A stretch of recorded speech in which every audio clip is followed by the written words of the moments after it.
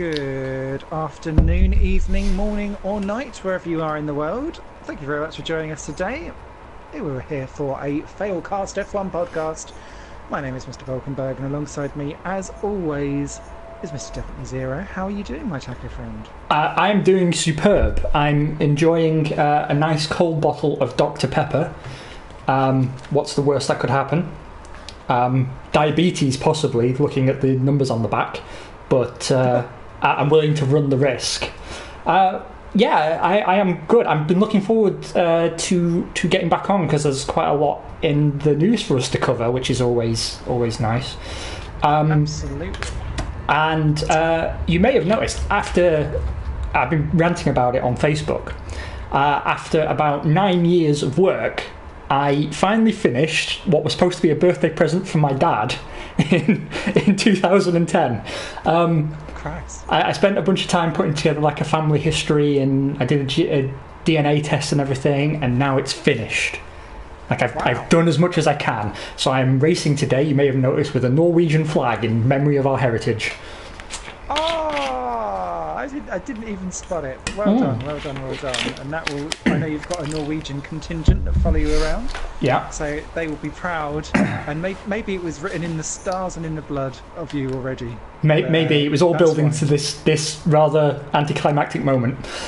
Just wait for one of them to declare that they are actually related, and then you have some kind of weird side story going. Only a matter of time. They put it about a bit. Definitely. And I guess whilst we're talking about dedicating and heritage and all of that kind of stuff, it'd be remiss of us not to, before we just dive in, acknowledge the horrific events that happened last week. Mm-hmm. Our thoughts go out to Antoine Hubert's family, friends, parents, the rest of the F2 committee who are racing as we speak at the moment around Monza, and also to Juan Manuel Correa, who has been put into an induced coma this morning. Yesterday I think it was, following some statements, so things haven't quite gone much better from that side of the South either, but hopefully we'll make some kind of recovery, and we'll keep our thoughts out with him and his family as well, and we will race in honour, and I'm sure we'll do something special when we get to France, but yes, heavy hearts and heavy minds, but we will race as racers do. Absolutely. I do want to talk about this a bit more, actually, as we go into qualifying in China. Not my strongest track, but I will do my best on their behalf. I'm less strong here than I used to be before. I could nail Sector 1, but it seems like the AI have worked out how to do it better now, and I'm like, for goodness sake. Yeah, I made up all my time in the first two corners, and now they've diddled me by making the AI too smart for my wily ways. Yeah, obviously it was a shock for everybody in the paddock, and I think anyone who's a fan of the sport. It was, to my mind, one of the certainly maybe top 5, top 3 worst accidents I've ever seen. Yeah. And the thing was, I didn't actually see the race live. I only saw it because a tribute video actually contained it, which I thought was kind of in poor taste, but I saw it. I didn't realise it actually started because of Giuliano Alesi losing his rear wing. There's the whole section before the accident, and when I watched it, it was a truly horrific accident, absolutely horrible. Although I was a little confused as to how it actually happened, because it looked to me like there was visibility ahead, and I sort of thought that drivers would have backed off, but seemingly not. But it was easy to say in hindsight, of course. And I don't want to sit here and pretend to have been the biggest Uber fan. I had respect for him, just as I do for pretty much every driver. But I think it would be disingenuous to sit here and claim that, his performances touched me in a special way. But just as any driver in the top flights of motorsport, what he does what he did is remarkable and impressive and brings so much joy and passion into the lives of people around the world.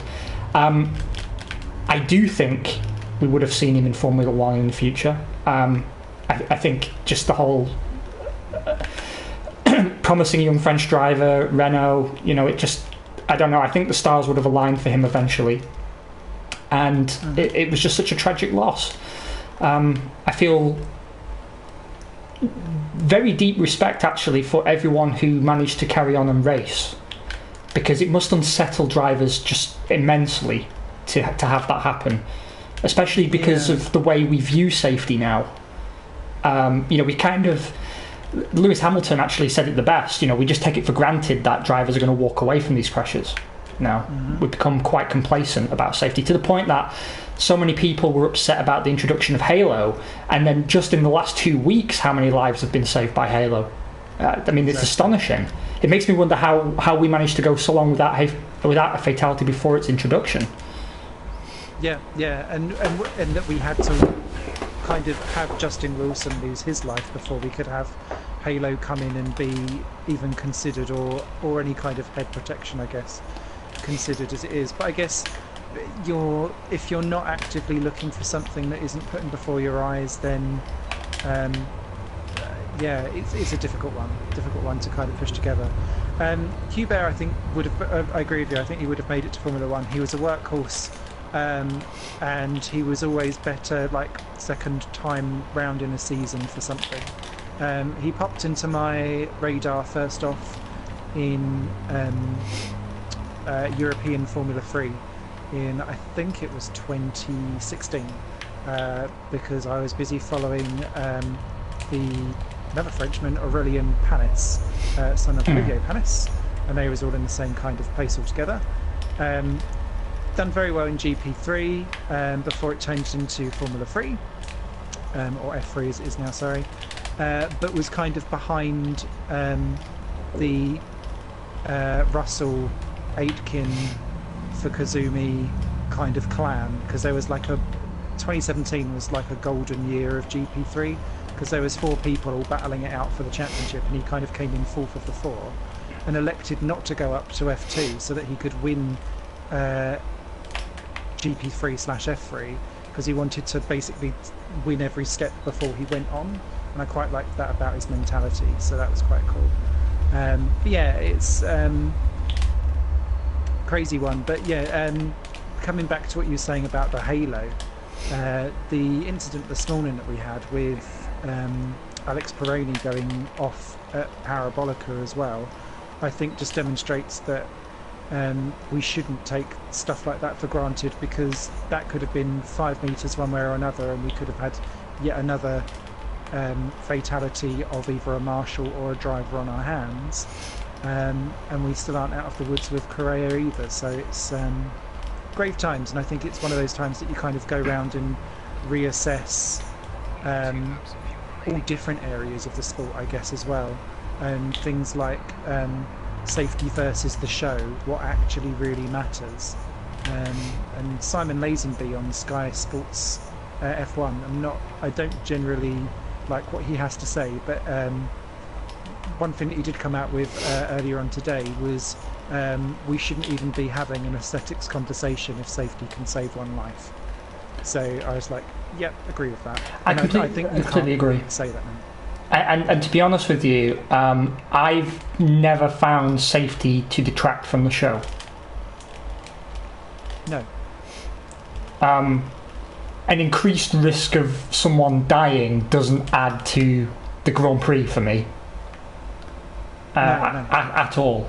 And, I didn't think the Halo was the most aesthetically pleasing of the solutions, but I didn't oppose its introduction. You and I spoke about it some years ago on an episode, and we were both in agreement that the only criticism of it I had was I wasn't sure how effective it would be on an incident like happened with Felipe Massa when he was following Rubens Barrichello, because the front element that's directly in front of the driver's eye line to me looked a bit thin.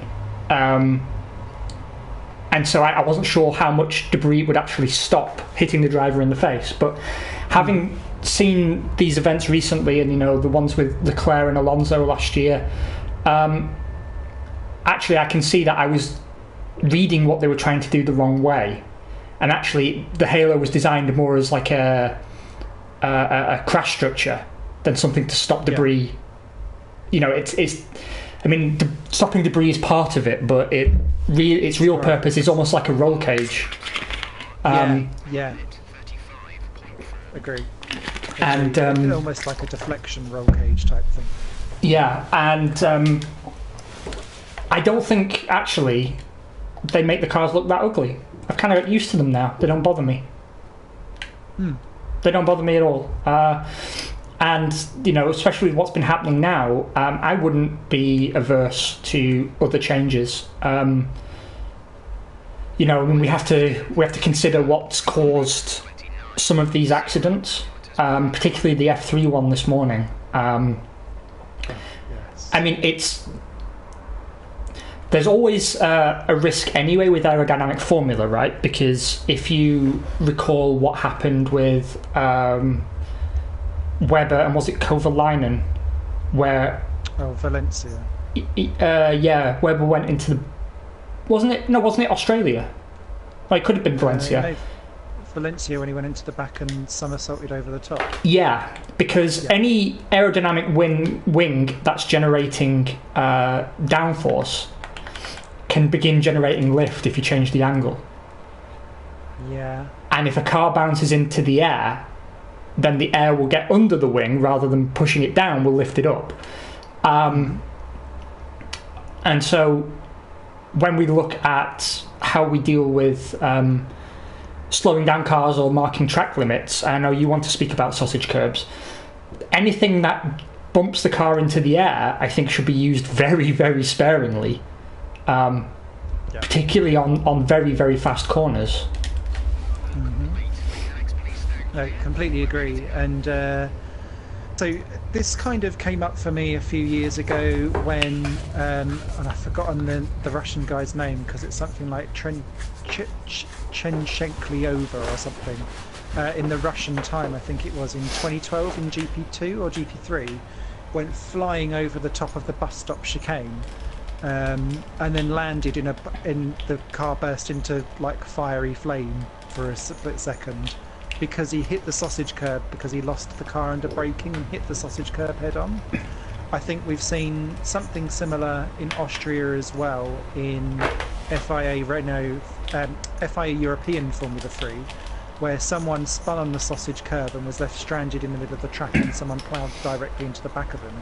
So I've seen too many of these accidents now where they're causing more issues than track limits should be. And I was having a chat with this with a good friend of mine, Mr. Chuggy, in a group chat, which does have some F1 personnel in it, actually. And he was raising, actually, that at Brands Hatch, they don't have any sausage curbs or anything like that, but what they have are electronic sensors around the edge of the track limits. And they then register when a track has gone, when a car has gone, like basically all four wheels over the line, and will kind of flag that up for someone to be looking at, so that it can stop these sausage curbs causing these massive accidents and all of that kind of stuff, because it eliminates the plinth in the way, I guess, and then it would be managed through track limits that way, but still keep cars in the race. I see quite a lot of people calling out for gravel to come back and grass to come back, but whilst they do slow down, and whilst I do like personally the element of having a penalty in there for a mistake, that at least that way, if it's electronic and it's sensory, then it doesn't have nearly as much of an issue. And if we've already got it in Brands Hatch, test it out somewhere else to see whether or not it works or not, and if it's compatible, and could we kind of move it on that way. I'm all for it. I'm all for it. I mean, to be honest with you, I do kind of miss gravel traps, but there was a reason we got rid of them, right? And I think we should avoid any sort of knee-jerk reactions. Wow, I've got no pace at this track, just none. I think The entire field is within a second, apart from a couple of apart from the Renaults actually. I don't know what Williams is supposed to be doing.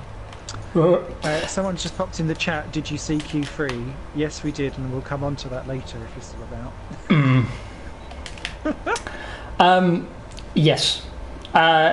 Lots to discuss. I do want to start on the last race, if I may, because yes, of course, yes. I got into a little bit of a disagreement with our very own Chimpy,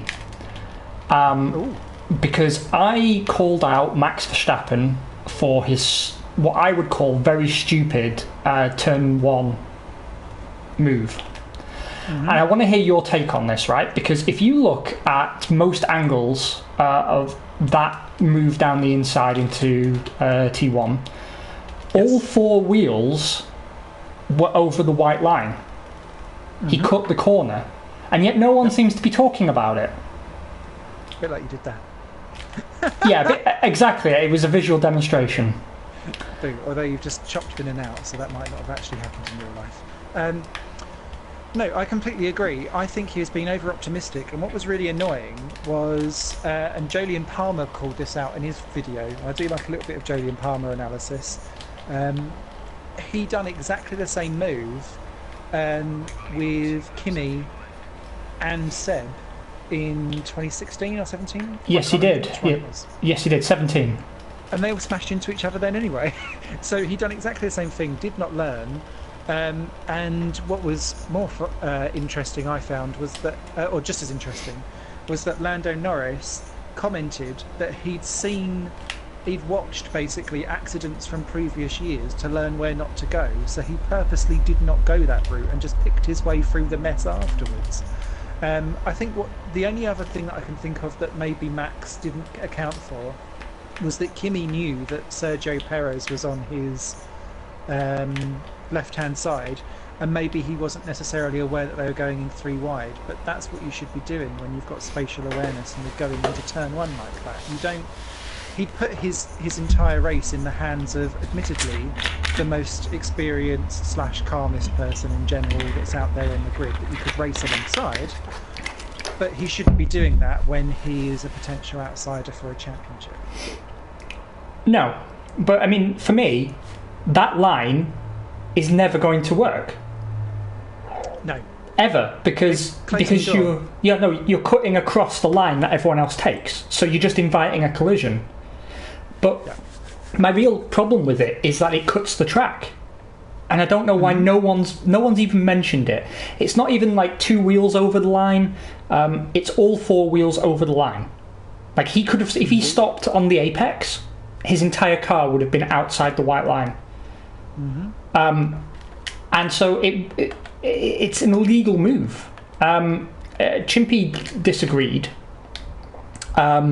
and he felt, well, it's a bold move, maybe it pays off, and maybe in a different universe it did, but to me it would have been unethical because he cut the corner. But also, it's a sort of move, I pointed out, it's a sort of move that if it happened in sim racing you wouldn't tolerate it. Yeah, that would be an instant drive through. It'd be the kind of thing where our factor would come up and go, no, you've cut the track, Soz. And yeah, it would be in the pre-race thread. It would happen. Hello, Mana. Welcome to the stream. Hope you're well. We'll be interested in your input of what you thought of Spa, as well as when we get to Monza's lolification later. I was unimpressed because that's the first time in a very long time that I thought Max Verstappen had a marginal bit of brain fade. It could have gone both ways, but no, I think that was always going to be a decreasing circle. Ooh, yellow flags. No, not for me. Oh, no, it's okay. We've both got a bad connection today for some reason, I noticed. Yeah. Just need to make sure that we stay out of the way of each other when we're going around lap 1. Yes. Well, at this rate, that's not going to be a problem because you are way faster than I. You've knocked up sector 1 though, much better. Yes.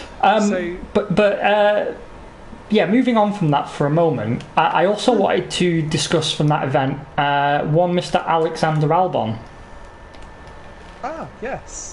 Because I really want your opinion on this. Now, personally, I'll be honest. I'm going to state my biases now. I like Alex Albon way more than Pierre Gasly, as a person in the paddock. So I want to get my biases out on the table.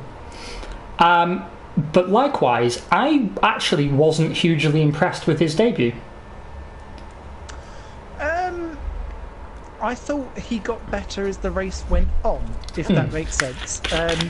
I feel like because he'd done all of his laps with heavy fuel and that kind of stuff, I wasn't particularly impressed with his first half, and I thought that he'd be able to cut through the field a bit better. Is that because maybe the Honda engine is not able to cut it up against other engines that he was racing against, because he was stuck behind Force Indias and Racing Point Magistrals than other people, and maybe that was caused him a bit more of an issue. It wasn't until the second race, half the race, where it came alive, and I just wondered if it was just more around familiarity and stuff like that, because the second half of this race I was much more impressed with. I was underwhelmed at his first half. Really pleased that he seems to be much more with it at Monza at the moment, so fingers crossed that kind of continues with the trend itself.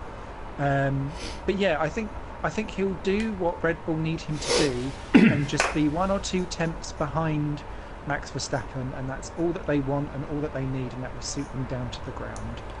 And if he continues like that, I think it'll be alright. I think they may have been a bit complacent with him, though, because he's so mild-mannered and calm off the track, and so polite and friendly and whatever.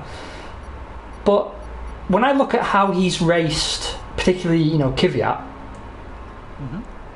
I think if he gets a chance to take a pop at Max, he will do it. I don't think he'll actually sit back and be second if he has any say in it. Now, if he's just not fast enough, and like you say, he's a tenth or two off Max, then things kind of naturally sort themselves out. But if at any point he's got a chance to get by Max, I think he'll go for it and be quite ruthless in the process. I do as well, and they have previous beef. They used to be in the same championship a few years ago, and they used to crash into each other a fair bit, which I thought was quite funny. So yeah, I'm expecting potential fireworks when it comes around. I think what will be really interesting is that if Verstappen gets back into 2018 first half mode, where he's unstable, causing incidences, being an issue and a botherance to himself, I think that's where Albon will flourish, because Albon, to me so far, is the steady Eddie who will kind of chip away at that 98-99% of pure pace percentile, and not need to be at the 100% that Max potentially can get to, because Max will waver around a bit, and I think that will be the interesting kind of needle in it there. Just picking up on your point, Manorhouse in the chat said it wasn't a good idea for Max, but I thought he was only all 4 wheels off the track because Kimi pinched him, so just a bit of feedback there from the chatty room. You could very well be right. I may be wrong on that, but from the images I've seen, it looked like that was his intended line all along. And I guess the fact that he got what proved to be terminal damage was punishment enough. My game stopped playing sound. Oh. Which is bad news, because playing without the engine note actually is quite disorientating. I don't know why that is. Maybe it will pick up if it goes between sessions or when you go into the pits. Yeah, I've not had that bug before. Anyway, regardless, back on topic.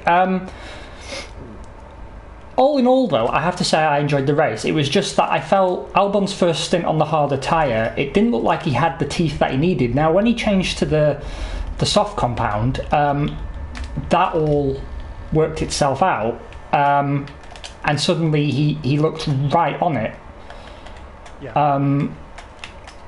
But prior to then, he was also stuck behind Kvyat for way too long, to my mind. Did you not think that was very personal, though, of you've picked the wrong guy again, guys?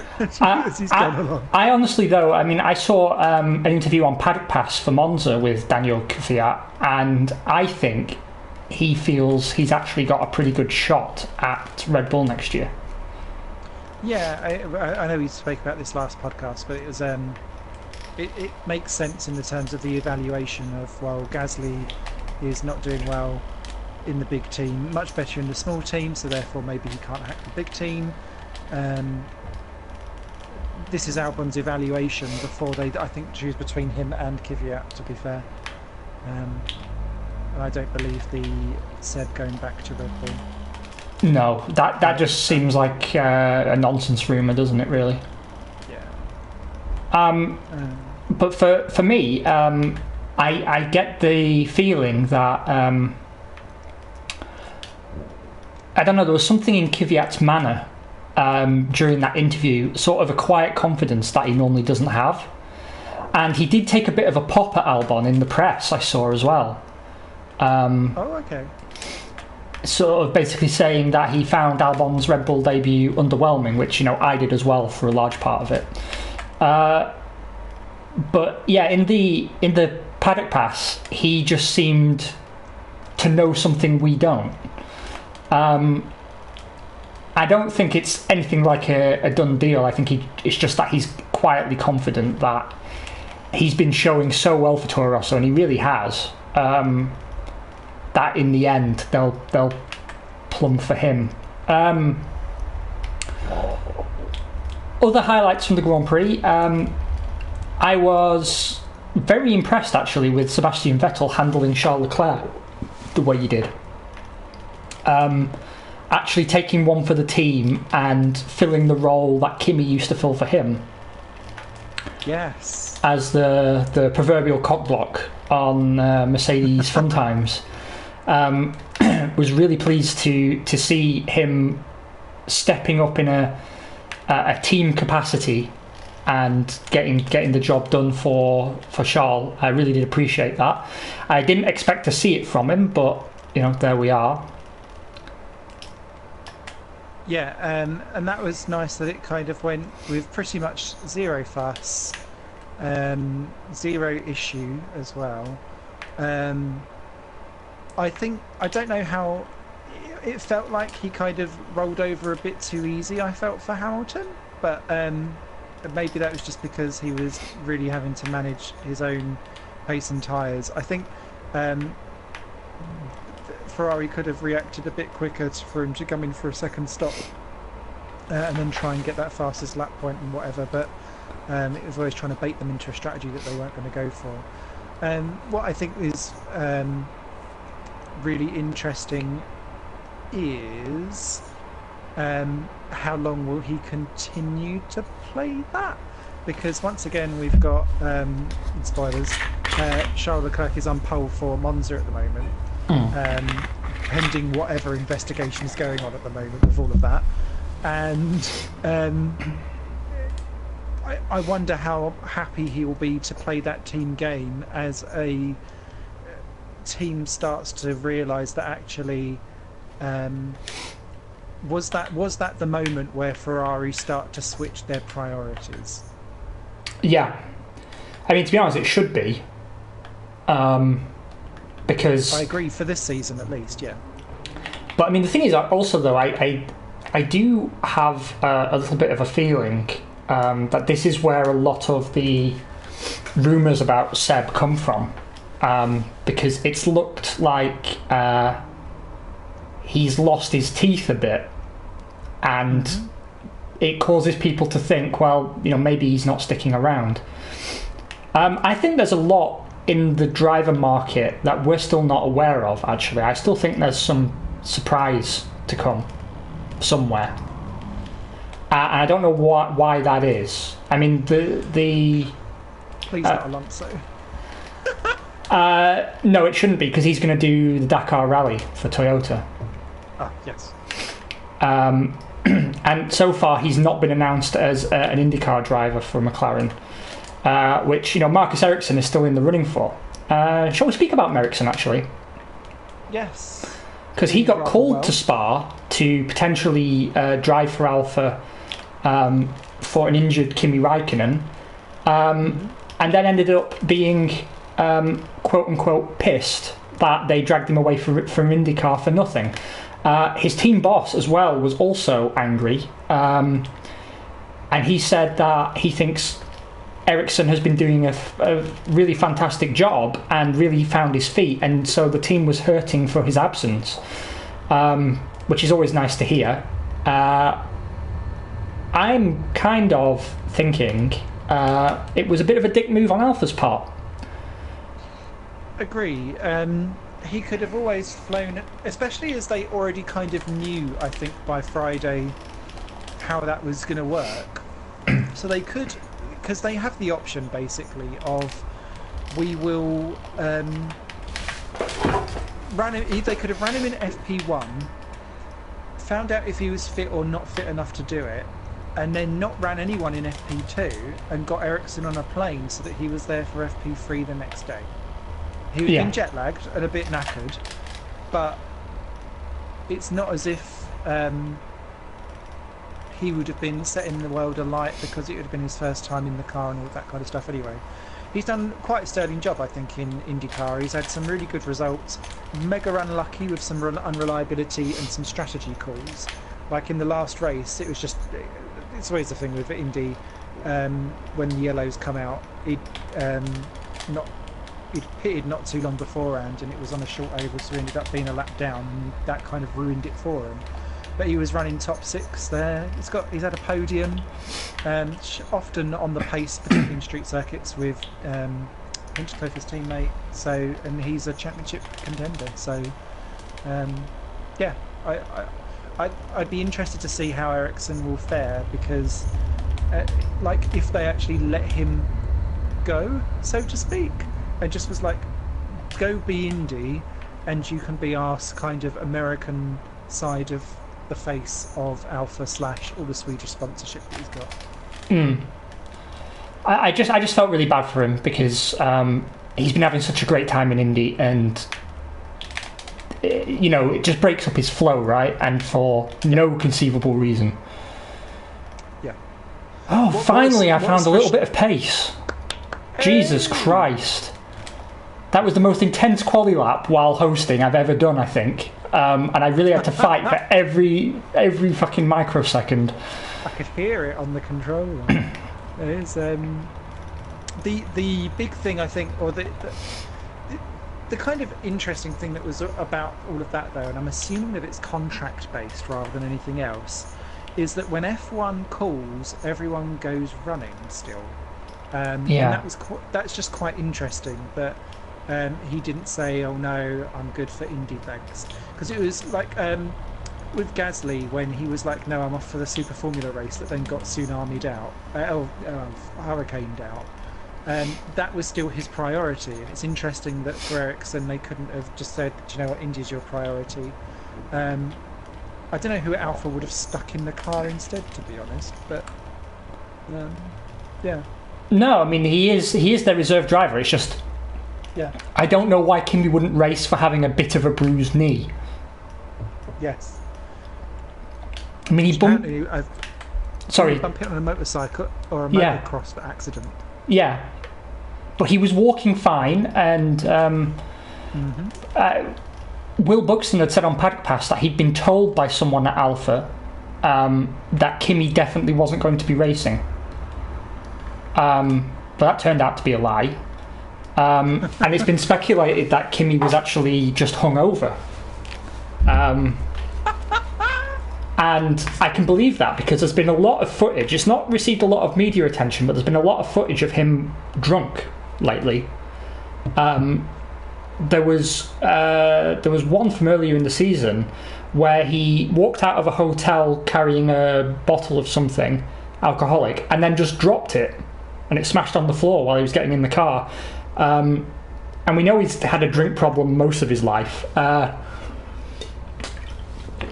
So I could believe it. Did you not find Martin? I don't know if you saw quality at Monza, but where he crashed out in Q3, and Martin Brundle went, "It has made me chuckle that he's crashed into the one word on the sign that says drink." Well, I mean, he's got the reputation clearly. Yeah. No, it's not lost on me either, Martin. It's fine. I don't know. I mean, he's done such a great job for Alpha, but yeah, it's hard to tell because he doesn't speak with much passion and doesn't explain himself very clearly. It's always really hard to know what he actually thinks and how tuned in he is. But I mean, it's been hard to fault him for Alpha this year, and I thought Alpha actually had a very good race in Belgium, considering what happened. I was particularly impressed with Giovinazzi until he had his off, which was an F1 2019 off if ever I saw one. Because I've actually crashed the same way in practice sessions of every season in this game and the last one. Because if you touch the curb while you're flat out, the car just snaps on you and it's good night. So I was a little disappointed that he didn't get to cross the line, but I think the biggest disappointment of the day has to fall to poor old Lando Norris, who drove a stellar race, I thought. Really, really good performance in a car that arguably had no right to be in fifth position, just none, based on what we'd seen prior, and yet there he was. Until the last lap. Once again, mechanical woes got in his way, and what got me on the team radio stuff is that there's like a little whimper at the end, and I wondered if that was him crying, but it's probably him just going for fun. Yeah, I mean, who knows what he must have felt at that moment. I mean, the frustration is real, and McLaren really have to get on top of this, because to branch off for just a moment, I sent you an article the other day actually, and other people watching may have seen this, but Renault have said that they may not be in the sport in 2021. Which is funny because they've signed Esteban Ocon on a 2-season deal, but they're saying that they may actually withdraw at the end of 2020, and I believe that they could, and that would again leave McLaren without an engine partner, which may not be a bad thing given what happened there, because I think, like previously, McLaren were laying all the trouble at Honda's door, and actually they were the problem. And now they're still kind of laying the blame on themselves, but I think Renault has become the problem, because I think they've got a really good car. Yeah. And I think it's the fact that they're an engine customer with arguably the weakest powertrain on the grid that's now holding them back. I think from what you can kind of see with the atmosphere in the team and their performances and how well things are improving for them, it seems they've ironed out a lot of the problems they had, and I think changing their management structure had to be done. I think that was the right move. Yes. So I think that the question comes now: do they stick with Renault, and if they choose to, what happens if Renault pull out after 2020? Because there's no luck so far getting any engine suppliers to come in. And the last thing I read regarding 2021 was Ross Brawn saying, "We're going to stick lights on the wheels, boys." I don't know why. Yeah. It makes the cars look ridiculous, in my opinion. But that's like the hot topic at the moment. Sticking fucking LEDs on the wheel rims. Reminds me of when do you remember you used to put the plastic things on the spokes of your bicycle? Yeah. I mean, I just think it looks horrible. Oh, there we go. Manu was just saying he's not seen the article. Was that a withdrawal of engine supplier or constructor or both? Did it stipulate, or is it just like a full sweep? It seemed to be talking about them as a constructor. That said, I don't see why they would stay as an engine supplier if they're not a constructor. It seems really short-sighted as well if they did that, because they've just basically bankrolled that team back into existence. So they've put in all of the foundation. I appreciate that it's not necessarily rewarding them the results, although there's been a flash of form today. But it's well, Ricardo's been finding his form, I think. yeah. Especially now with Hulkster being chopped. I feel like it reminds me. There's a slight scent, a whiff of Honda 2008 going on here, where if they pull out for 2021 and they've spent all of 2020's like budget working out for the 2021 and they don't do it, they come in with this beast of a car that's not going to wear their name, and then they win everything, and then they'll be like, oh fuck. Yeah. I still wonder if Honda ever actually reflected on what happened there, because it was their car, their gearbox as well, I believe, and just chimmied up with a Mercedes power unit, which at the time wasn't necessarily the best, the class of the field. Crazy to think. I'm happy to see Ricciardo finding his feet. I think that definitely needed to happen. I was a bit disappointed they got rid of Hulkenberg. I can't say that I don't understand their reasons, or that I'm not excited to see Ocon back in and in a French car. But I agree with you. It seems very short-sighted. But apparently, this is coming from the board, not from like the motorsport division itself. Yeah. It's just the board, and the problem they have, right, is that and that would be all French-based, wouldn't it? Yeah, but also like people often forget that Renault is essentially a public company, right? It's owned by the French taxpayers in majority, and so it's getting a lot of money from the government, and an F1 program is super expensive, and France has got a whole bunch of problems going on economically and socially, that there's a lot of factors at play here. But the rumor is like the board at Renault are not especially happy with the way things are going, and they were very clear saying, well, we may not stay in past 2020.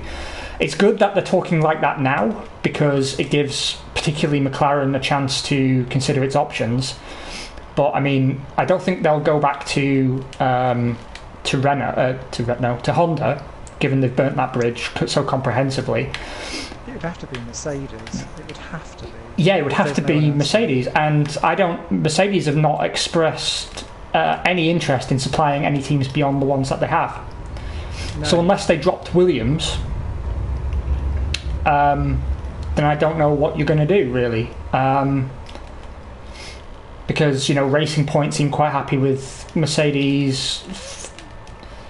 It's hard to say. I think the sport's in very dangerous ground if we only have 3 engine suppliers. Yeah, I agree.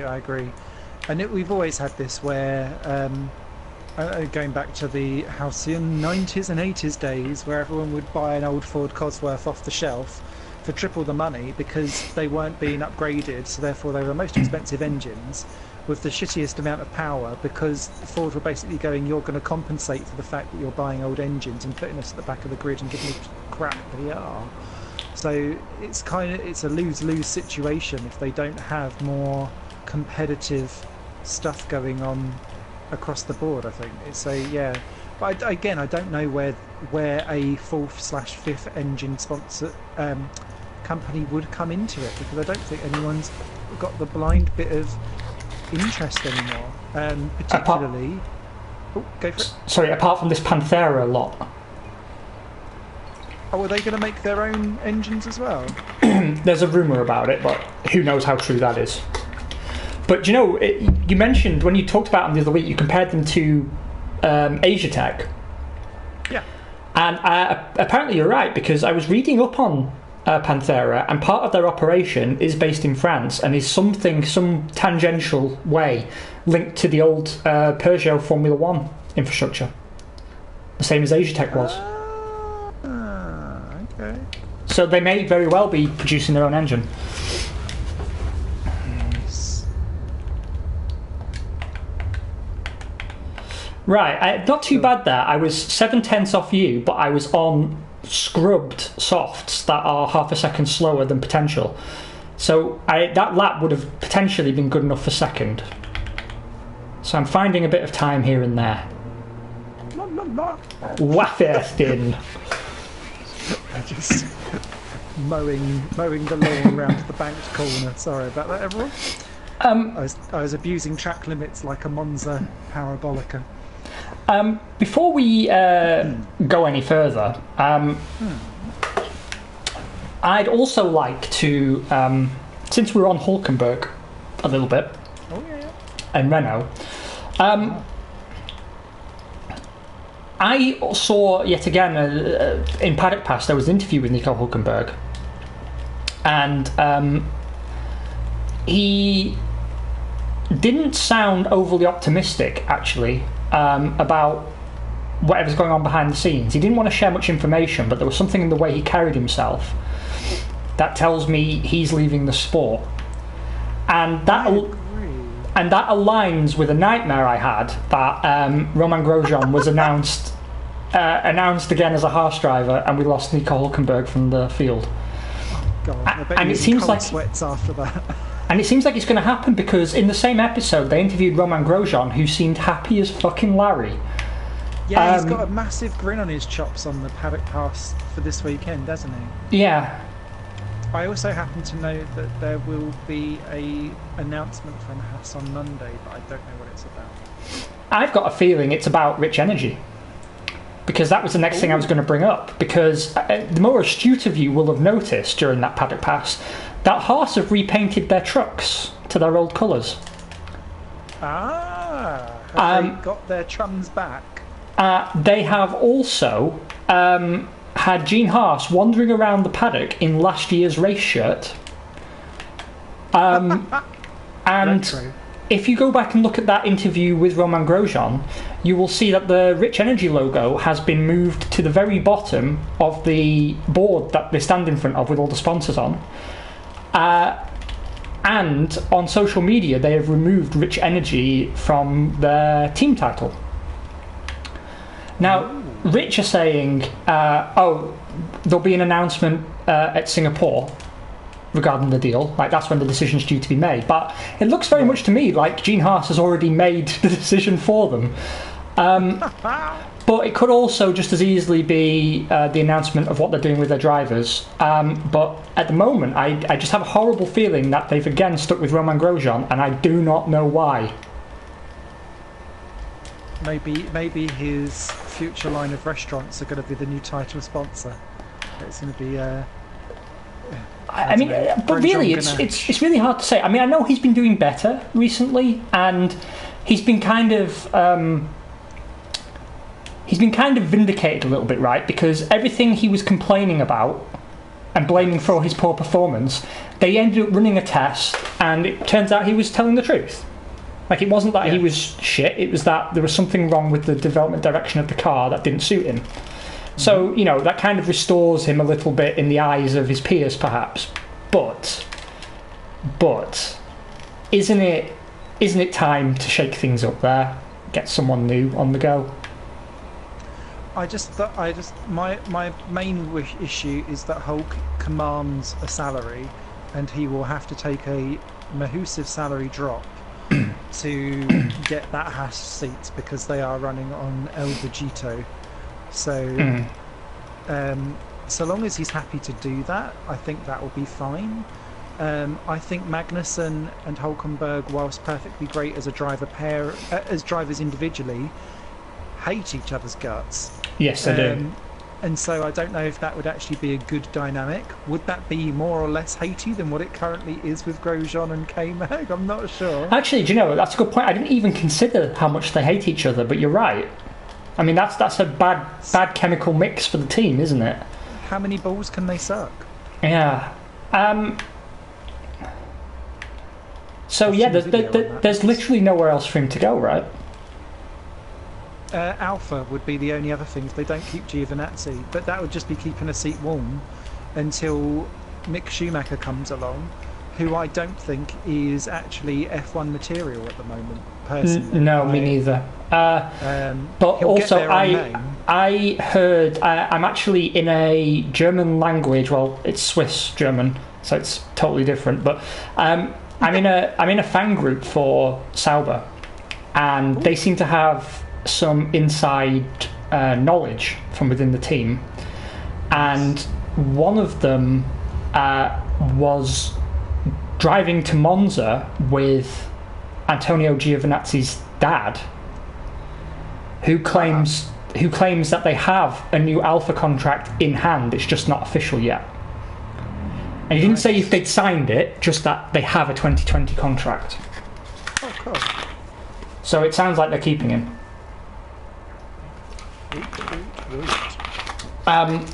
That said, I stand by what I said earlier. I still feel like something big's going to happen. Yeah. And the most likely candidate in my mind is Vettel. Yeah, retirement or move. Yeah, surprise retirement or a engineered move that gets around all the contract complications. Well, it took the best part of an hour, but I eventually closed the gap to you enough that we start side by side. But you have the legs here, sir. Phew. I'm glad I have legs somewhere. I think they would. I am going to be the Sebastian to your Charles. Ah, Leclerc, my baby, please. I am starting on medium tyres though. Oh, so actually, maybe I should try and pip you into the first corner. Smash me off. I've got an extra lap on my soft as well, so I'll be pitting super early. Okay. Which means I'm going to be on the hardest tyre, I guess, if I want to one stop. Yeah, because it's always a bit marginal around here. Yeah, it's putting me on the hards if I want to one stop. I'm not sure I can make a hard strategy work, you know. I'm going to, but I'm clearly not convinced myself as I was saying that. Well, apparently... oh my god. Breaking news. Madhavir Raghunathan has just scored a point in GP2. I cannot wait to see what fucking carnage must have happened for him to come home 10th. Someone has literally just like shouted at me on Facebook going, I can't believe it. It's like when I score points in GPVWC. Like, it only happens about once a year. Like, oh dear. Yeah, I can't make a soft, medium, soft work, apparently. The thing is, on this game, I feel more punished than normal for being on a harder compound. And I've lost my ability to drive in the rain as well. You know, all the versions of the game so far, I've been really good in the wet. Yeah, you're much better than me. I'm fucking awful in the wet in this version of the game. Like, truly awful. Also, remember, we've got rid of the formation lap. Oh, yes. Manor in the chat, what the fuck? Exactly, that's what I need to see the F2 race. Just to see how much carnage there must have been for him to get to. Anyway, I'm going to shush for a sec whilst I cry. Oh, that was a horrible start, Ben. Oh good, that means I should be okay. Oh, you bastard, Vettel. Oh, I see a yellow flag. Are you alright? My car is... No. No, I'm not. Why is it giving me an illegal overtake on Hamilton, but I wasn't? I was on the track? I think we're going to have some sync problems. Yes, we are. Why? I am... Box this lap. Oh, I can't battle that. He's all over the shop. Hard tyres.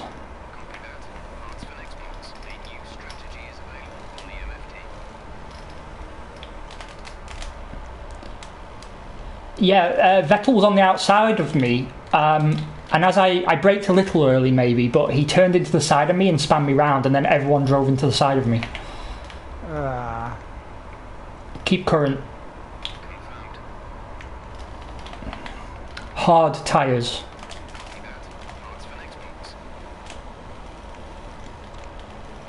Fortunately, I'm not losing too much time behind Sainz at the moment, and I'm way ahead of the two Renaults, who are ridiculously slow for some reason.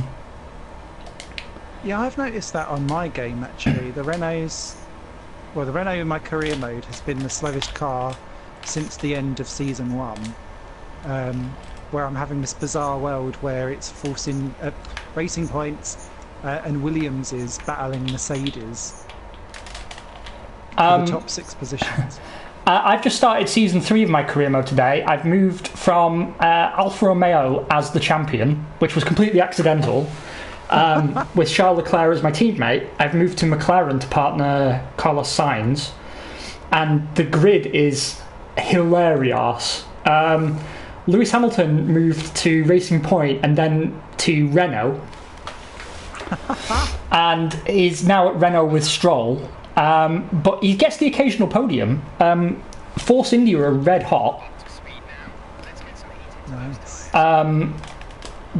It was Hulkenberg and Perez, but now it's Perez and who was it? Lando Norris. Oh no, he went to Haas. It's so confusing. Anyway, I won't bore people with that. No one cares.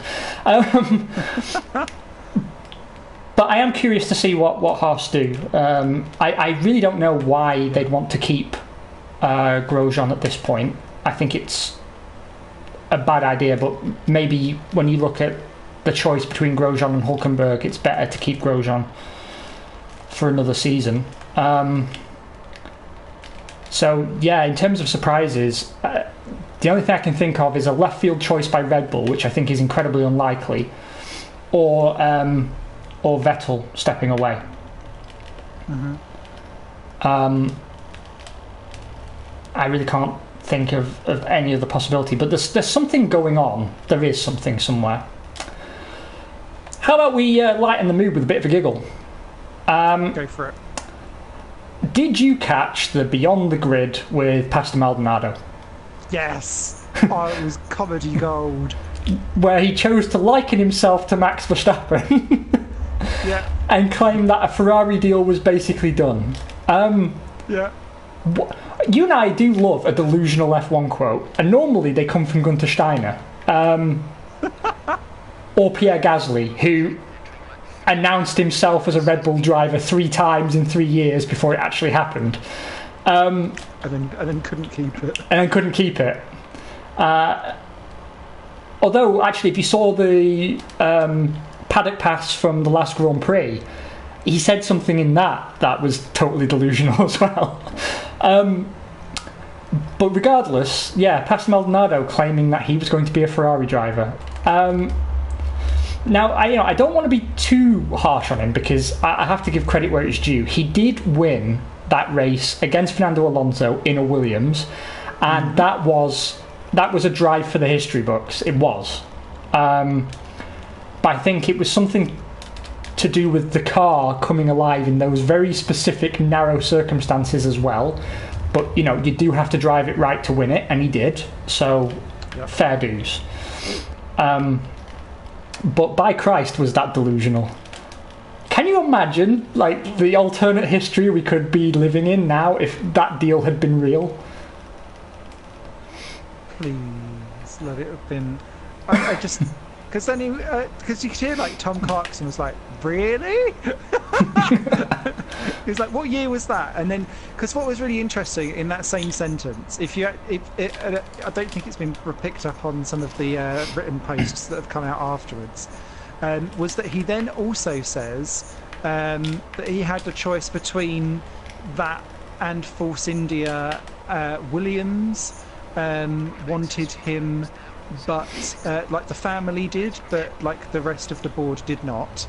And then he was like, but I went to Lotus because of Renault. And I was like, I don't think you had all of the grid on you after 2013. Yeah, bizarre. Loved it. Oh my god, I can't work out where this car actually is.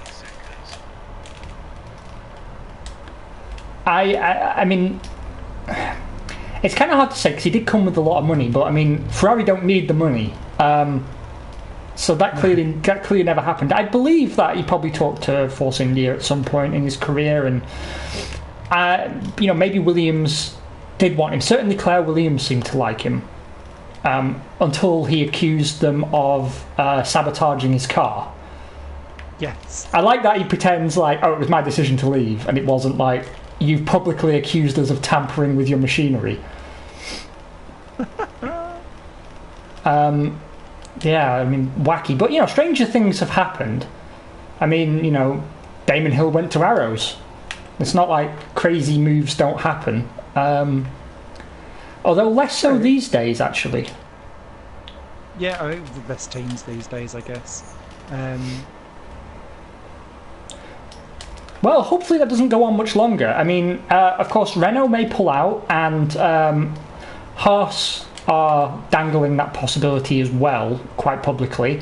And I honestly think Haas probably will go, actually. Particularly if the Rich Energy deal is dead, I think they will pull out before 2021. Who knows? Left field. Maybe that's their announcement on Monday. Oh, they're off. Yeah. Bye. Roman Grosjean 1-year deal. 2020 is our last year. Outside bet. Because it'd be quite neat and tidy for them, that, wouldn't it? Yeah, end of new regs. But Ross Brawn seems to be confident that they can get up to 22 or 24 cars for the new regulations. And I have no idea where he's pulling that number from. Presumably he's arse. Because, like, he says, oh, there's actually a lot of interest and it's very credible. And it's like, well, fucking name it then. Yeah, no one actually wants to be publicly associated with any of it. And no one will do until it's proper concrete that all of this stuff is actually going to happen. The budget cap is actually going to come in, because and everyone's a decade is not long enough for a memory relapse, because that was all why Virgin, HRT, and Caterham all came in. Was we've got a 40 million budget cap, we can work within that. Lo and behold, doesn't happen. Those three teams never really quite get into the mark. All change hands before they even get to the actual first race, and then none of them survive beyond a couple of years. No. So, like, no one's gonna. The thing that you've got at the moment, I'm proper abusing track limits. I'm so sorry, everyone. The problem that they've got at the moment is that F1 is pitched budgetary rise at a point where you can no longer be an enthusiast to get in, like a Hesketh, like a Guy Ligio or an Osella or a Guido 40. You can't do that anymore because you need too much corporate backing, and in a world that's too busy going, when's the next recession going to hit, it needs to make massive corporate sense. And going back to your point where you was talking about Alfa Romeo and the fact that they're having their worst sales year in ever, or whatever it was, I think it was what you're saying. Yeah, ever. There needs to be some tangible proof and more success stories of showing that actually we went to Formula One and this gave us, or we can correlate this to X amount of sales. Because I can only really think of like Rocket Mobile as being one of the biggest, kind of most recent success stories of a new sponsor that's come in and said, you know what, we're happy because we can credibly see that this has done X. Yeah, I mean, they've been very vocal actually in saying that it has actually really helped their brand, and it's helped their brand be more positively perceived. So, that's good. And it's going to be more of these new companies, I think, that are going to come into the sport. I can't say where it is I work, and because I'm not really supposed to speak about this, but there's been some discussion within the company I work about coming into Formula E as a sponsor. Oh wow! And it's the same kind of company, right? A very young company, really, and a very internet modern focused kind of thing. And I think that's, if you've got a budget cap, those sponsors are perfectly sufficient. And they're the ones that are going to get the exposure benefit. Everyone knows who Red Bull are. Everyone knows who Alfa Romeo are. Doesn't stop the fact that Alfa Romeo, and I believe I'm recalling this number correctly, sold 328 new cars in Europe. Christ. 328 last year. More subscribers on my YouTube channel. Well, that's the thing, right? As I mentioned when I told you that, Lancia have one car in their range. They sell it only in Italy, and they outperformed Alfa Romeo. And it's because Alfa's got that reputation still, right? That their cars are prone to expensive failures, and they depreciate very, very quickly, and they can't seem to shake that image. And there was a lot of talk coming into Monza. Paddock Pass were focusing on it. That Alfa Romeo actually is, they bore Ferrari into the world, and they've got a much longer and more storied history than Ferrari. And it's like, yeah, but I'm pretty sure Alfa asked them to mention that, and yeah, it doesn't make a difference to sales, to be honest. Their road cars are beautiful. I've always been a huge Alfa Romeo fan, but I'm also not in the market. And motorsport enthusiasm doesn't actually convert into sales. So the whole sponsor thing's getting messy, and I've always kind of been reluctant to go down the budget cap route because there's so many ways around it. Oh, you son of a bitch. I made to be honest, it was a stupid move on Kimi Räikkönen. But my car is undamaged. The problem is, he's right up Kevin Magnussen's arse, which means you just can't really do a double overtake here. I might get them on the long straight if I turn the ERS up, but I don't have a lot of ERS to play with. I might have to sit back and just let the tyres do the heavy lifting here, but I don't think I'm going to get any points. The other thing is Ferrari are kind of undermining efforts to grow the grid because they have come out and said we oppose in the strongest possible terms any further standardisation of parts, and I imagine that's a big draw factor being eliminated for new teams, because I get the impression the new teams Ross Brawn is talking about are going to essentially be customer B teams that are following the Haas model. Yeah. It must be. I can't see anyone else doing massive technical infrastructures unless it's a team and they've contracted out, I don't know, I'll just pull Toyota off the top of my head or something like that, to do standardised parts manufacturing under the guise that they have to field 2 cars on the grid and therefore get a juicy contract out of it. I don't know. Yeah, it's hard to say, right? But I don't get the impression any big car manufacturers are really interested. No. It's a shame, because I keep saying I'd love to see Ford back. I think they're one of the few companies that are now in a position to actually come in and they've got the big enough guns to actually compete. But yeah, I don't think it'll happen. But and there's persistent rumours of them trying to lure the VW group in, but they've committed now to Formula E, and it's just not going to happen. BMW have committed to Formula E. There's very few really big guns that are capable of coming in and actually competing admirably. I still think Cosworth is the best route to get another engine in, but they've said we can do it. We're not going to pay for it. Yeah. Because when they first brought hybrids in, Cosworth had a prototype ready, but then all the teams that were running Cosworth power quit the sport, and they said, well, we're not going to take development any further because it's going to be too financially burdensome. And then the idea was that Aston Martin were actually going to partner up with them and badge the engines as Aston Martins, but that so far hasn't come to fruition. It's a very volatile situation in F1 right now, to be honest. I don't recall a time it ever being so volatile, because the grid could look so markedly different in just a year's time. And hinging on so many key crucial decisions, all kind of around like a very short space of time. Even when, like, do you remember when like the Concord Agreement was becoming a thing and everyone was like, I'm not signing it, I am signing it, I'm not signing it. And there was the talk of, oh, everyone's going to have like a breakaway sport and that kind of stuff. It was a different world back then because they felt much more like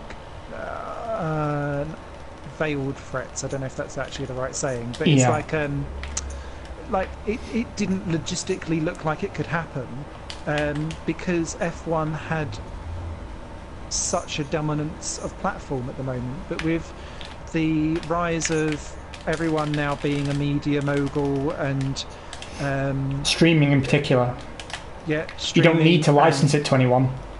You just put it up to stream. Yeah, and you are now your own media company and so on and so forth. You don't have that clout anymore of being able to say, yeah, but you're not going to be able to put it in front of X amount of people doing on this audience on this exclusive platform, because media now is such a smash smorgasbord of I've got the word cheese in my head. That's not what I mean. But you know what I mean.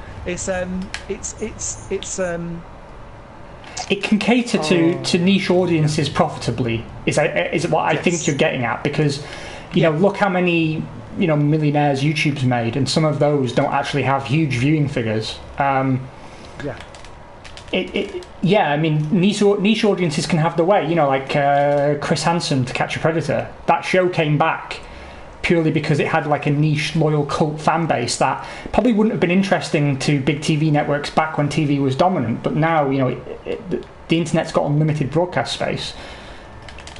He got the money and he made the show. And to be honest, I think if there was an F1 breakaway series now, it certainly could work.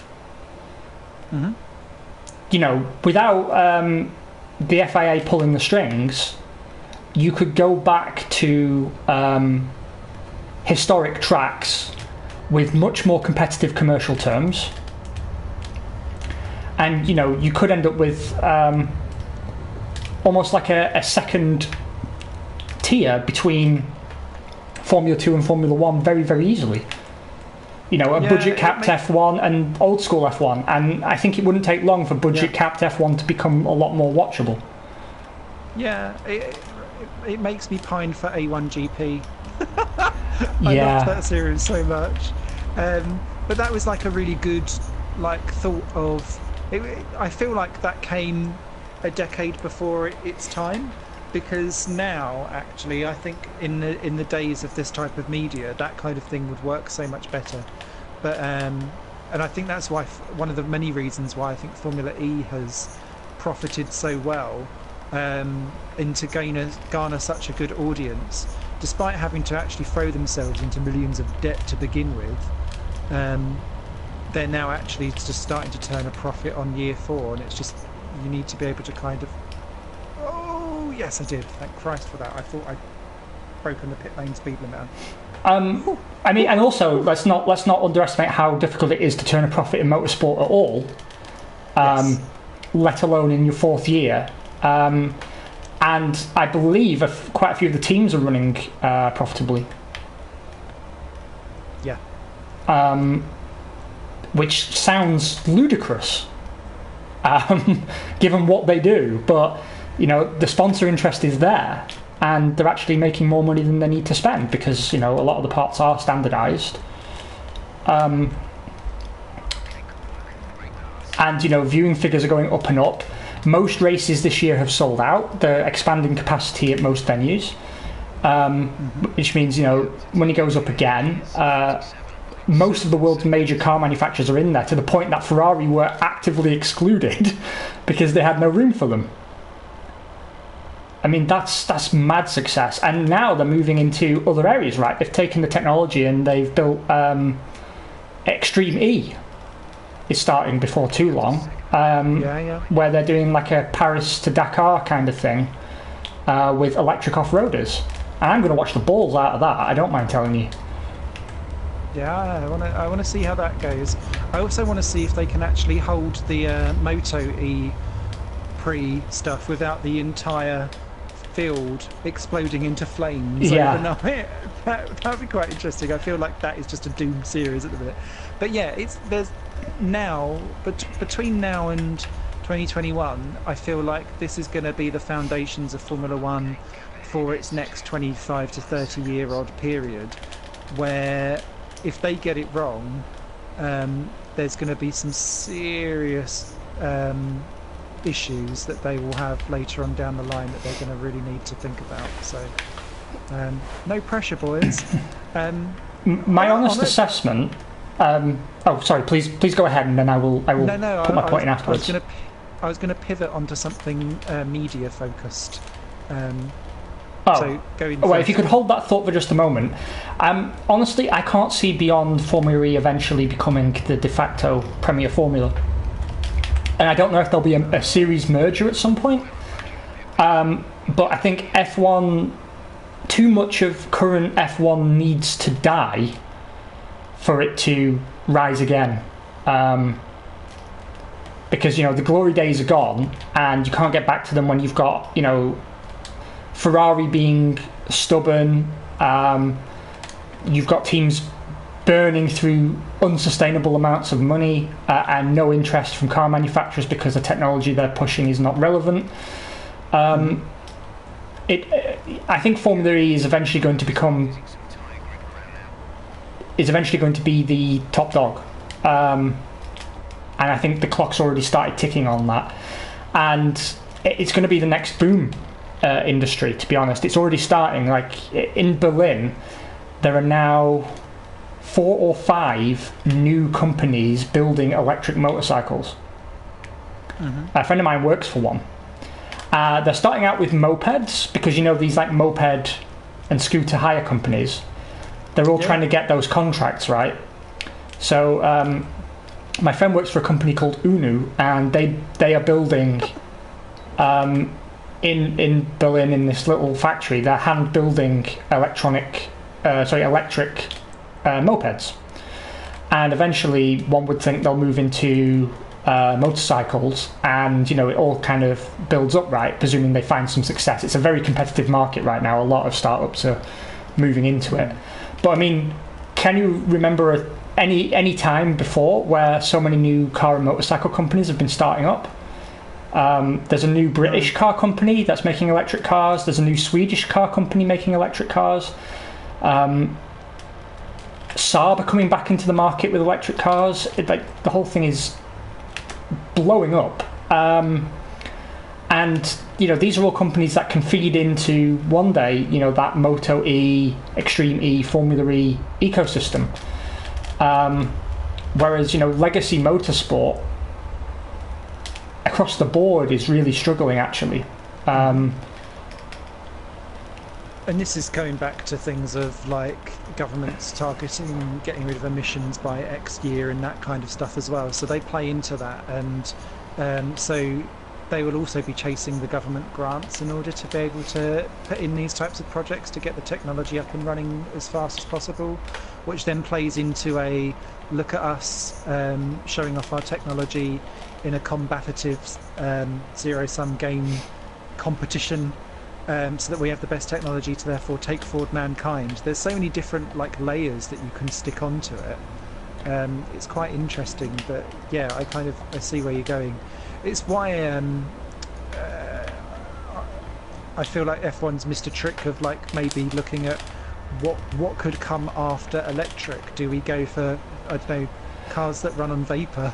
Well, hydrogen fuel cell technology is coming back out, right? I mean, it's starting to be a big deal again. And in the city here, we've got electric buses now already, which are great, very futuristic, make a cool sound. But they have said that they're going to be bringing hydrogen fuel cell buses into service. As long as they don't explode. I'm very sci-fi on that hydrogen fuel cells. I don't really understand the ins and outs of them, but then I'm still anti-nuclear, I guess, like in a hippie. I'm trying to go for a triple overtake. Uh-oh. It's worked. Comment from... Hey! Random Sorry. comments from the chat. Sorry, I was just trying to look down at Paddy's comments. Afternoon, guys. Would you be interested in a licensed FE game?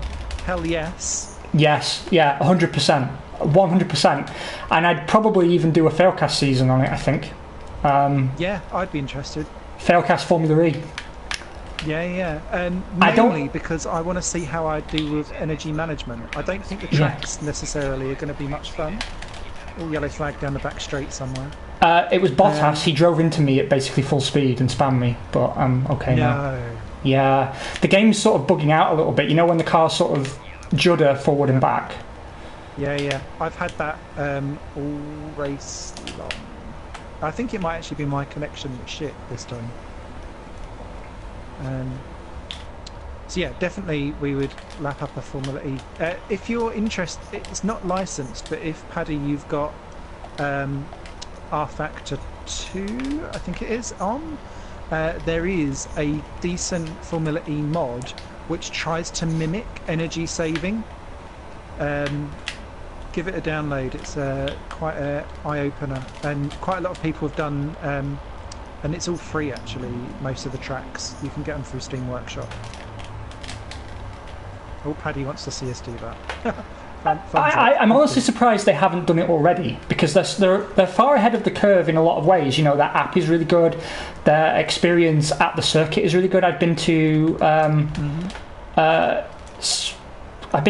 all but one of the Berlin E-Prix, and it's got better and better year on year. It offers a superior experience, I think. The fans are a lot closer to the action as well.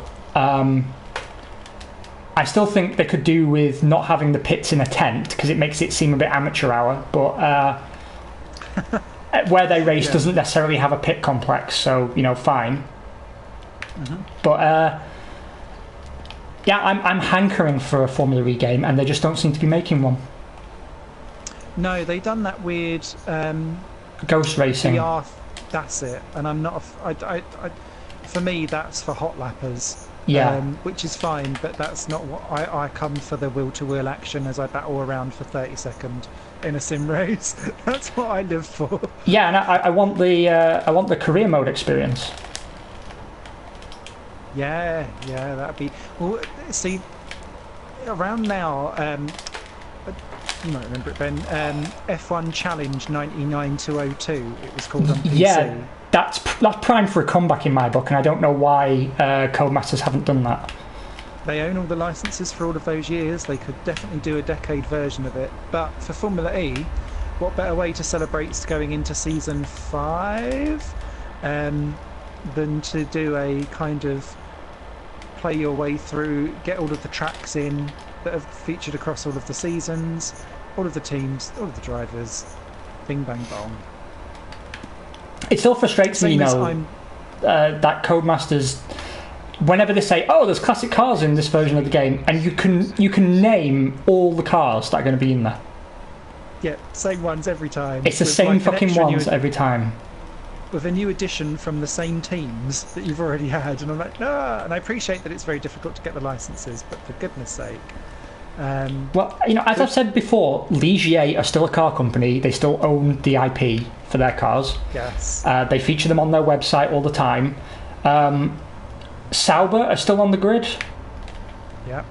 And fair enough, you may have to scrape some of the sponsors off, but, you know, Red Bull are already in the game. Yeah. It just doesn't make any sense to me. 1997 Sauber, and I will cream my panties. Yes. I loved those Petronas liveries. They were gorge. They really were. But, you know, like Retro Force India, that could definitely be done. You know, well, Cody's have almost every single year licensed of that team already. And, you know, they've got... let's also not forget that, you know, like Virgin Racing are still active. They're just in Formula E now. Those cars... still a company. Yeah. And also, I would you know... take a team DLC pack, even if it was that, where it was just like the Sauber pack, and it's got like, I don't know, 10 of their liveries and cars, and I would buy them as a group. Yeah, and we'd have like the Sauber GP. well, I mean, I was doing an invitational event in career mode earlier today in a 2004 Ferrari, and I forgot how much I love the sound of those engines. And I'm hankering for a retro F1 experience brought up to date in terms of graphics and performance. Oh yeah, GP Legends you fried. That's a massive message, Paddy. I will read it when I get onto a straight. Whilst you've mentioned sound, that has just triggered in my head, and I'm going to say it before I forget. The media comment that I was talking about earlier. In Sky F1's like before quali, after FP3 kind of weird little intersection, they were having a Q&A session with Crofty and Nico Rosberg, so I naturally muted that, and then came back on again when a guy called I'm going to call him Paddy Hill, but it was something Hill, and he's the guy that looks after all of the media for F1, and they was basically saying like, oh, all of the different new things that you put in, what is it that you was up to, and he was explaining how they had a team of people and scientists and like technicians about how they get the microphone inside the car for all the car noises, and they basically had, because the turbo engines are so hot, they had to go around researching and finding a microphone that wouldn't melt under the things. So what they're looking at doing, at bringing in, is the ability to hear each gear shift from this microphone that's now inside the engine as opposed to in the cockpit, which was how they used to get the noise from beforehand. And he was talking about the technology of how they go about it. And I thought that was quite interesting, just as they're aware that people want more oomph and more like mechanical grunt from the engine noises themselves, so they're going to try and basically hook the microphones that now won't melt inside these different areas to bring it in for next year, like the ability to hear all of this different stuff, which I thought was quite cool. I think Liberty have had the right intention. Their execution has just been poor, because, you know, I still can't watch F1 TV Pro live. The performance is too shitty, it's too awful. The picture quality keeps going pixelated, the streams keep dropping, so I watch everything on replay. Because I have to. But, you know, the fact that that service is there at all, I'm very grateful for. Yeah, I will go for it when I'm in the UK, when it comes to the UK, because at the minute I find myself on various different websites to get such Sky F1 streams, because I refuse to pay Rupert Murdoch any fucking money. But yeah, I would like that, and I'm also quite excited to see what their archive footage is, so that I can replay races of my favourite years. And it's very comprehensive, actually, their archive. It's very comprehensive. It's really good. It's really, really good. They tend to cycle the older races. So, you know, we're at Monza at the moment. So what you get is, you know, Monza from the last few years, plus like classic Monza races that, you know, have been particularly memorable. At Monaco, you know, I was able to watch the 1996 win for Olivier Panis and Ligier. And of course, you see it in the highest possible quality. You know, it's not being streamed over YouTube or some illegal archiving site, so all the quality's there. And, you know, you'll be pleased to know they've kept the old F1 intro for it as well. Oh, that's good. You know, with the logo forming over a checkered flag with the cool rock. Yeah. And of course, every time I watch it, I'm like, oh, Murray! Because, you know, it's Murray. I have to say, though, I have grown to really like David Croft. I know he's quite divisive, but at least he has a personality and he has opinions, and he's not a wallflower who won't like not say it, if that makes sense. Yeah, but also you can tell he loves the sport. Yeah. I think I would have preferred him and DC to him and Brundle. I think Brundle's strength, to be honest, is on the grid walk and as an analyst. But I don't rate Brundle very much as a commentator. He's a bit too fucking dour for my liking. He makes he makes the occasional sort of cheeky joke or whatever, but when Crofty's getting all hyped up about the action, and then he'll come on the end going, "Yes, that was a very good performance." And it's like, dude, get excited about it.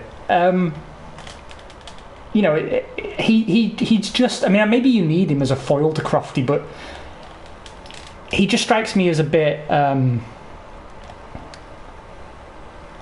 don't know, underwhelming. He's a bit too cold and technical, which you kind of need, but I don't know, Crofty's just got something about him. My dream team would have been Crofty and Murray Walker, but there would have just been two men in a box shouting at each other. That would have been hyperactiveness.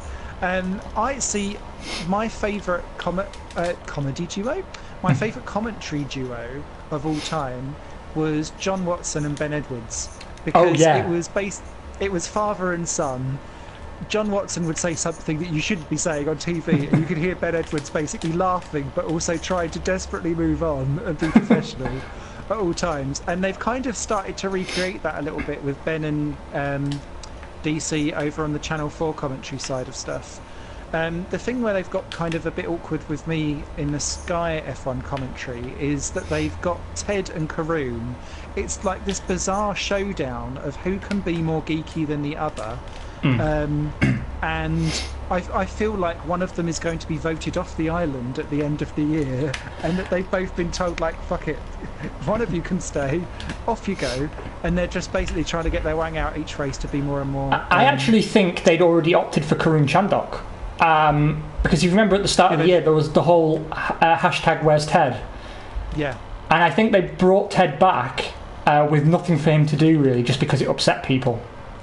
Yeah. Agree, because he decided to take some time off at home and he was doing W Series, and that was him chilled. And they've kind of, it's interesting, the power of Twitter, doing more stuff. You saying about DC though, I really, really rate him as a commentator. Yes. Particularly on the W Series. Congrats Jamie Chadwick for winning that, by the way. Because the woman commentator in that is absolutely atrocious, and he single-handedly makes that experience watchable and good fun. Because the woman, whilst she is absolutely fine as an actual commentator to camera, although they give that to Lee McKenzie, but I've seen this woman commentate on pieces to camera on other pieces of sport. She doesn't know. It's like Legard. Jonathan Legard. Yeah, she has a very limited vocabulary, and when something happens, she can't react to it immediately. So she's very good at being able to present to script, but has absolutely zero idea of what's going on in the race and how to articulate what is going on in front of you. So, yeah, a bit of a mess. So DC single-handedly runs those W Series broadcasts. I do wonder how Lee McKenzie would do in a commentator's role, because we've only ever seen her in the capacity she's in now. But when I think of women in F1, Lee McKenzie's one of the first names that comes to mind. But also, I mean, I'm still missing Susie Perry. Yeah, she was good fun. I enjoyed her, and I get my Louise Goodman fix from BTCC because she's hilarious, just talking to all the drivers and being vaguely saucy. She's a bit like. She reminds me of sort of that, middle-aged drunk woman at a wedding. Do you not get that feeling from her? Always at all bar one. Yeah. Waiting to see who would get there, who she can take home. Yeah. But actually, when you take her home and you open up the cupboards, you realise that there's lots and lots of meals for one, all ordered in alphabetical order. Yeah. Yes. Yeah. Because I really like her, actually. I think when she used to be in F1 and she used to interview particularly younger drivers, they had like this desperate, terrified look in their eyes, like she'd pin them to the wall in an elevator, like it's a Diet Coke advert. It was amazing. Oh, bless.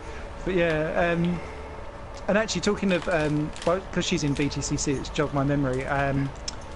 David Addison, who does the BTCC broadcasts, I really like him as a commentator as well, but I've never heard him outside of BTCC, so I don't know what he would deal with if there wasn't like people just smashing into each other every 5 seconds, and him just going, well, of course they would hit each other.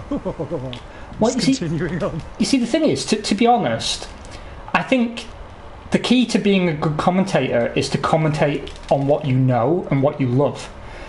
Yeah. And that's why Jake Humphries, I think, didn't do a really good job of presenting F1 coverage, because he always wanted to be doing football, and as soon as the opportunity came up to do football, he buggered off to do it.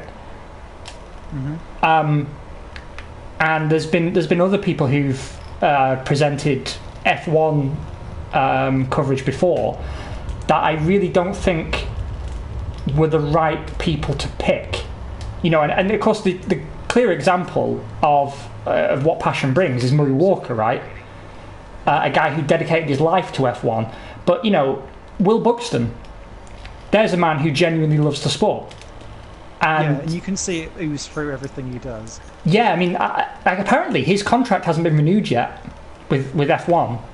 And I really don't know why. It's like, snap him up immediately. He's the best thing about F1's own produced coverage at the moment. Absolutely. And he's so animated and has a rapport with the drivers because he's got the shared love of the sport. It's almost like it's not him doing a job.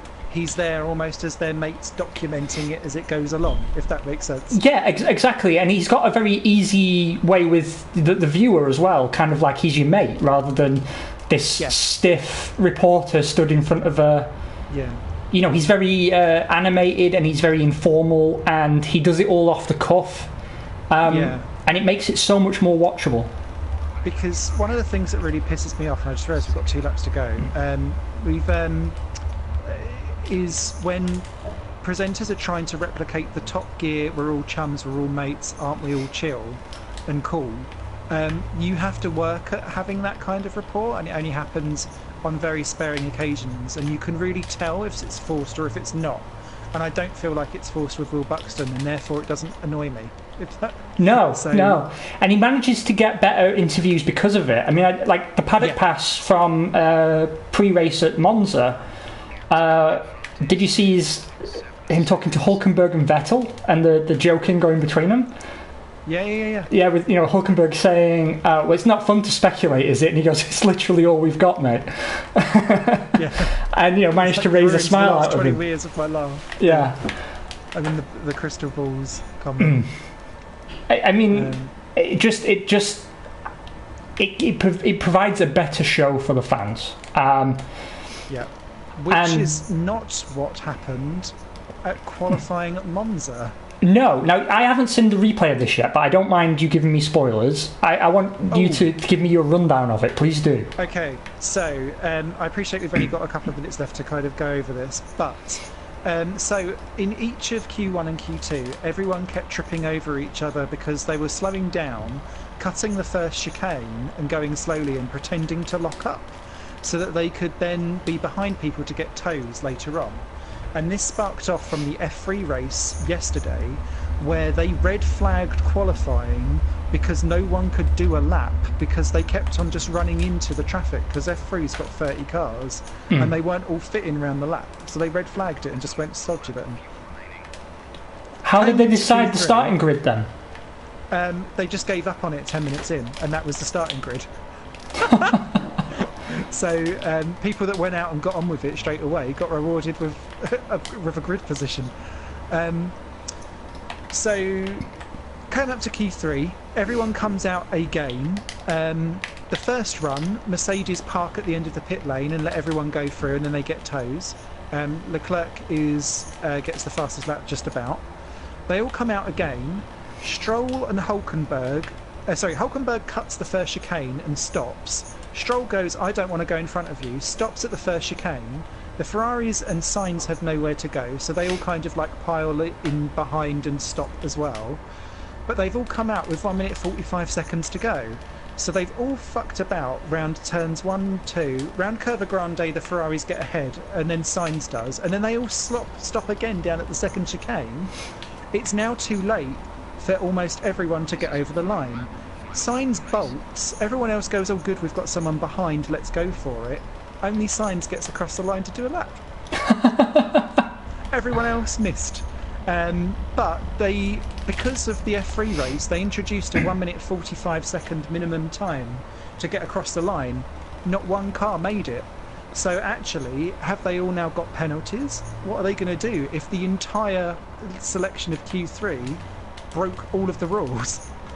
What happens? Only Kimi Raikkonen didn't because he crashed out at Parabolica and they had to red flag it. Jesus Christ. So if they do disqualify it or put in a penalty, it actually becomes a Raikkonen Giovinazzi front row if they all get like a 10-place grid point. Because if you grid drop everyone, it's the same grid again. Yeah.